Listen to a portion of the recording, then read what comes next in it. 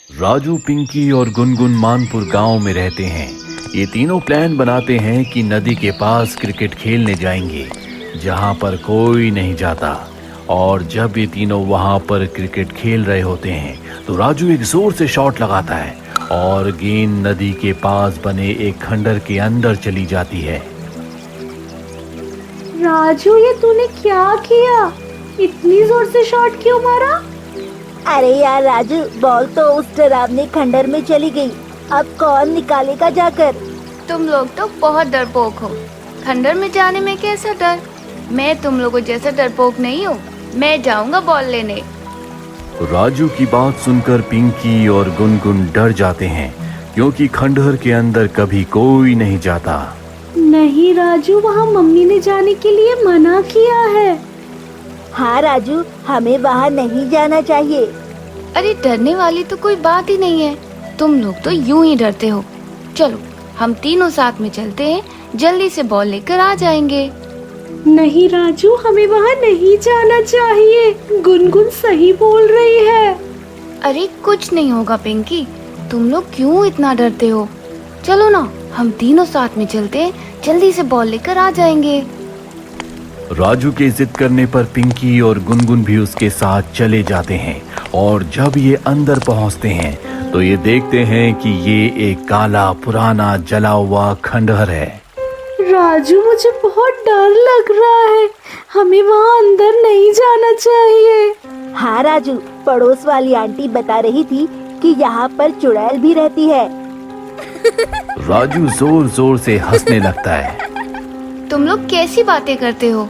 भूत चुड़ैल जैसा कुछ नहीं होता। वो देखो, वहाँ पड़ी है बॉल। तुम दोनों यहीं रुको, मैं उठा कर लाता हूँ। राजू जैसे ही बॉल को उठाने के लिए आगे बढ़ता है, बॉल और भी अंदर चली जाती है। राजू उस बॉल के पीछे पीछे खंडहर के अंदर चला जाता है। अरे राजू, तुम अंदर क्यों जा रहे हो?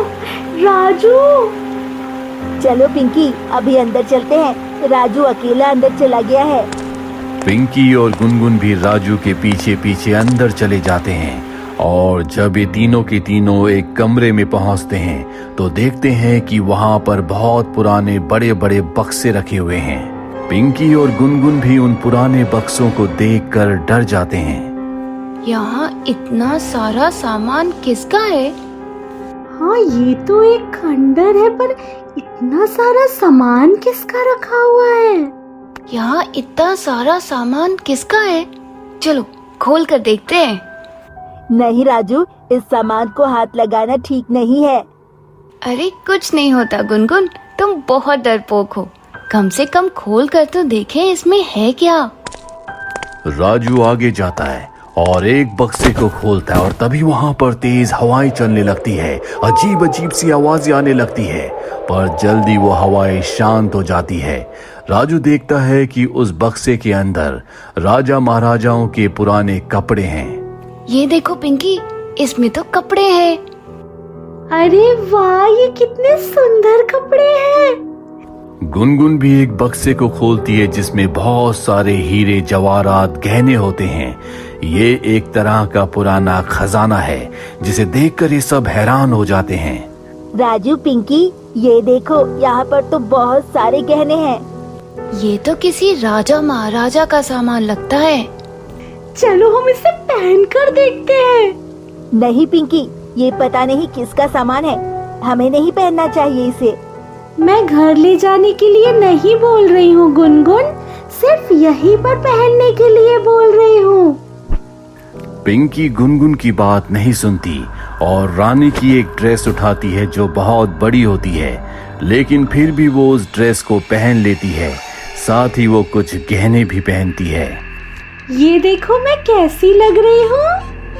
जैसे ही वो पिंकी को देखते हैं तो डर से कांपने लगते हैं। उनके माथे पर पसीना आ जाता है। क्या हुआ? तुम लोग डर क्यों रहे हो? पिंकी, ये तेरे चेहरे को क्या हुआ? वहीं पीछे एक आईना होता है। पिंकी पलटकर अपना चेहरा आईने में देखती है तो खुद भी डर जाती है, क्योंकि अब उसका चेहरा एक चुड़ैल का चेहरा बन चुका है। ये मेरे चेहरे को क्या हो गया? ये इतना डरावना कैसे हो गया? क्या हो गया मेरे चेहरे को? पिंकी, तुम परेशान मत हो। तभी पिंकी जोर जोर से हंसने लगती है और हवा में उड़ जाती है। तुम लोगों ने इस खजाने को खोलकर मेरी सोई हुई आत्मा को फिर से जगा दिया है।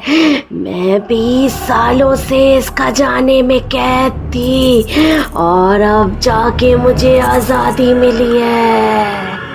राजू और गुनगुन बहुत ज्यादा डर जाते हैं।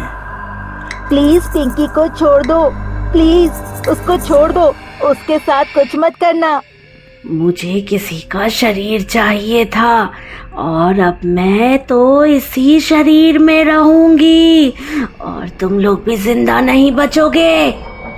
राजू और गुनगुन वहां से भागने की कोशिश करते हैं, लेकिन चुड़ैल अपनी ताकतों का इस्तेमाल करके उन दोनों को हवा में उठाकर नीचे जमीन पर पटक देती है और ये दोनों किसी तरह से अपने आप को संभालते हुए दूसरे कमरे में जाकर छुप जाते हैं। और अब पिंकी, जिसके शरीर में चुड़ैल है, वो इन दोनों को ढूंढ रही है।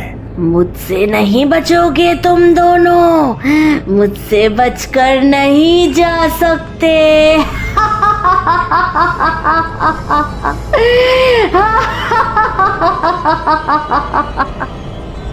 अब क्या करेंगे गुनगुन? हम यहाँ से बाहर कैसे निकलेंगे? हमें कुछ सोचना पड़ेगा राजू। सिर्फ हम दोनों को नहीं, हमें पिंकी को भी यहाँ से बाहर निकालना होगा। कहाँ छुप गए तुम दोनों? बाहर आ जाओ। तभी गुनगुन को एक आइडिया आता है। राजू, मैंने टीवी में देखा था कि अगर इसके कपड़ों को जला दिया जाए तो ये आत्मा भी खत्म हो जाती है। हम भी ऐसा करके देखते हैं एक बार। लेकिन हम ऐसा करेंगे कैसे? ऐसा करते हैं, तुम इस चुड़ैल का ध्यान भटकाओ और मैं इसके सारे खजाने में आग लगा देती हूँ। शायद ऐसा करने से हम अपनी दोस्त पिंकी को भी बचा पाएंगे और हम भी बच पाएंगे। ठीक है गुनगुन। तभी राजू उस चुड़ैल के सामने आ जाता है। ले, मैं आ गया तेरे सामने, बता अब क्या करेगी? राजू के हाथ में उसकी वही बॉल होती है जिसे वो चुड़ैल के चेहरे की तरफ फेंकता है। मेरे साथ इतनी बदतमीजी, रुक अभी बताती हूँ तुझे। चुड़ैल अपने मुंह से आग निकालकर राजू की तरफ फेंकती है, लेकिन राजू वहां से भाग जाता है। इसी बात का फायदा गुनगुन उठाती है और वो वहां पर पड़े पत्तों और पेपर में आग लगाकर उस आग को लेकर कपड़े वाले बक्से की तरफ भागती है और सारी पेटियों में आग लगा देती है। आग पूरे के पूरे खंडहर में फैल जाती है। नहीं नहीं, ये तुमने क्या किया? ये तुमने सही नहीं किया। नहीं। चुड़ैल तड़पने लगती है और उसकी आत्मा पिंकी के शरीर से बाहर आ जाती है। पिंकी जल्दी से अपने पहने हुए चुड़ैल के कपड़ों को उतारकर आग में फेंक देती है और जैसे ही वो कपड़े जलते हैं, चुड़ैल भी जलकर भस्म हो जाती है। राजू और गुनगुन दौड़कर पिंकी के पास आते हैं, उसे अपने गले से लगा लेते हैं और जल्द से जल्द खंडहर से बाहर आ जाते हैं। और अब पूरा खंडहर जल रहा है, जिसके साथ वो तीनों के तीनों बक्से भी जल जाते हैं।